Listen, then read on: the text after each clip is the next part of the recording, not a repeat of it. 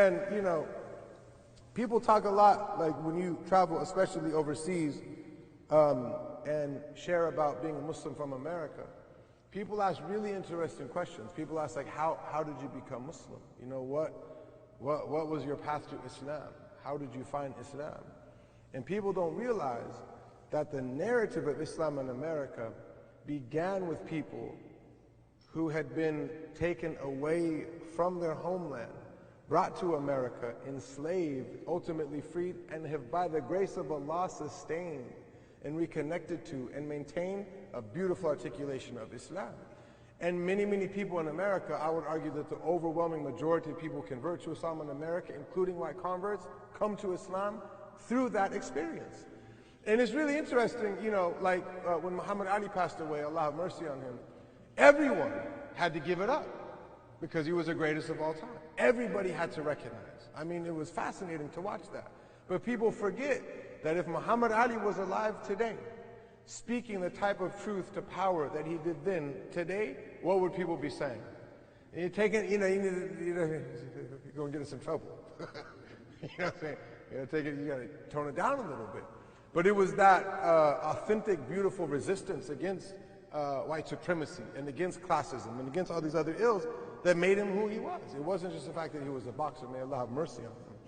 But it's fascinating that we, you know, when the day that he passed, I was in some place out in Somerset in the UK for this hike that they were doing.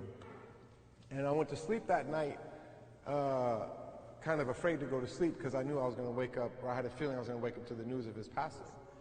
And I woke up and someone came in and told me the news. And then right after that, I got a phone call that said, Brother Ali. And then I knew. And we sat on the phone and we just kind of sat silently for a minute because it was like something big just happened. And I don't remember ever feeling that lonely in my whole life. Because now I'm in this like little motel out in the middle of UK and I'm thinking I got to go talk to this group of British Muslims who they speak American real funny. It's always just real, you know. So I'm thinking I got to go out there and give this lecture. So we walk out and I sit down. I just feel really alone. And sure enough, the brother came up, he said, before we begin, we'd like to recite Fatiha for Muhammad Ali, who just passed away. And I realized at the moment it was a universal thing. There was something that was a very, you know, American, very specific, very Louisville kind of experience, that this was something now that mattered even in the UK. But that came out of what? The fact that Allah in His infinite wisdom chose to make black people the people who are going to embrace Islam most in America. And if you think about, on the flip side of that coin, how prevalent anti-black sentiments and anti-black racism is within so many communities, that look at what Allah did. He said, we made some of you a trial for others. Will you be patient? And not getting into all of the stuff of false universals and all lives matter and hashtag this and hashtag that, but just saying that Allah made that a specific tribulation for you.